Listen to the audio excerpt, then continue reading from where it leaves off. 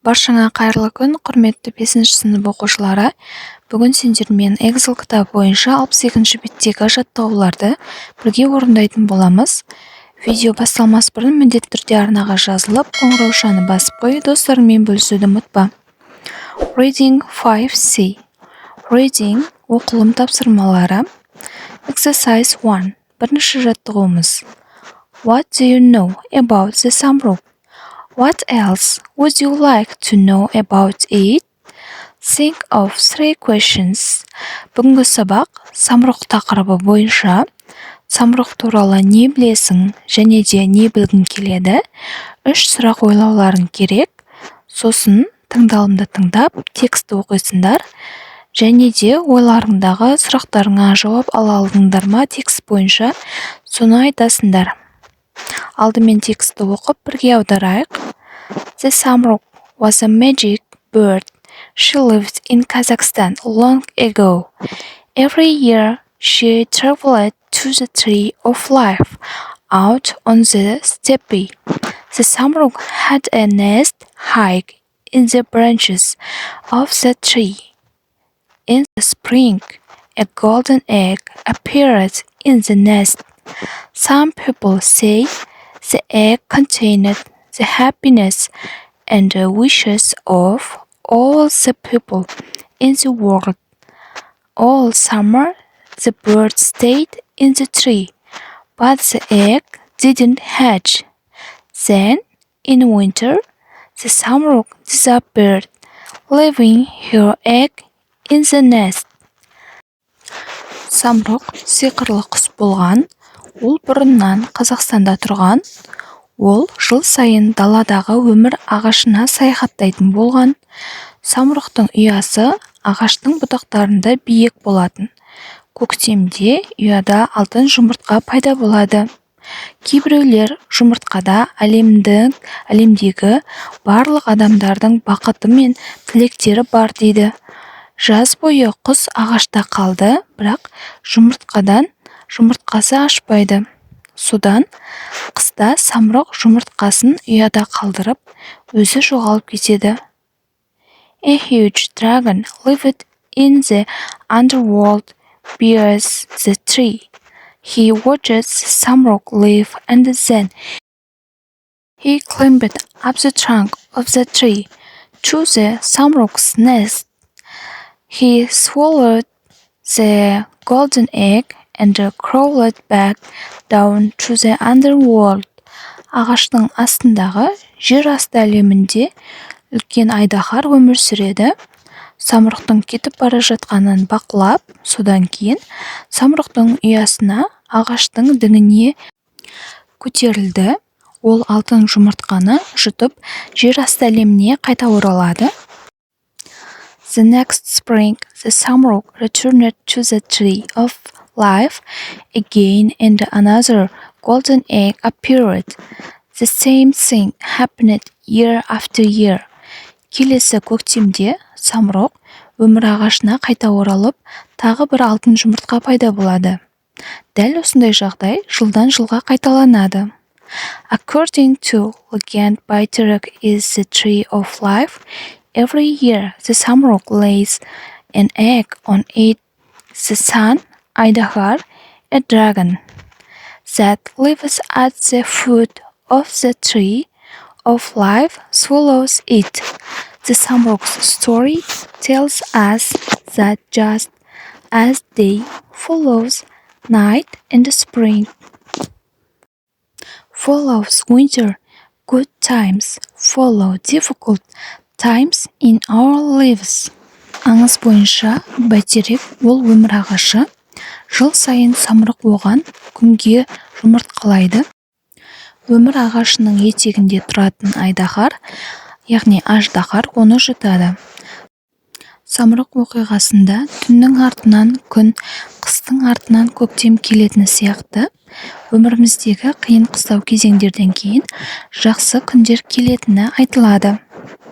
Ал енді осы текстке қатысты 3 сұрақ қоюымыз керек. Менің қойған сұрағым біріншісі. What is the name of the tree of life? Өмір ағашының аты қандай? Ол The бәйтерек. Екінші сұрағымыз Who swallows the golden egg? Алтын жұмыртқаны кім жұтып қояды?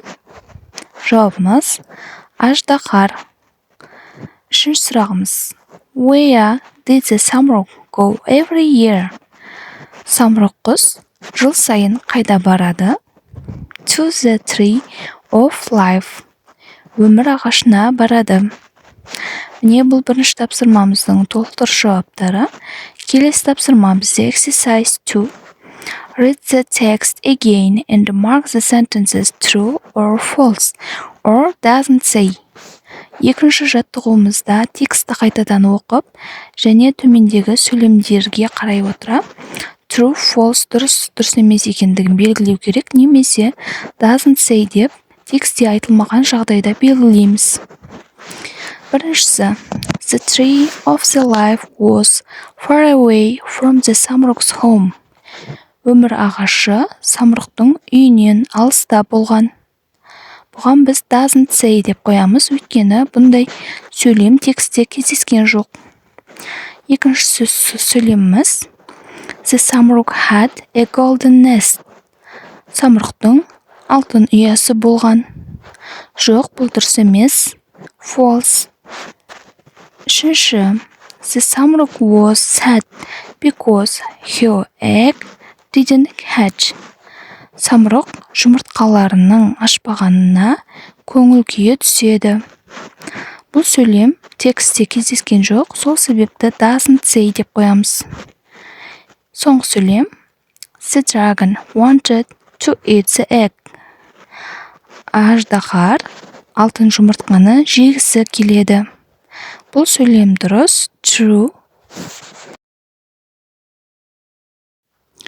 Міне оқушылар, бұл екінші жаттығуымыздың дұрыс жауаптары.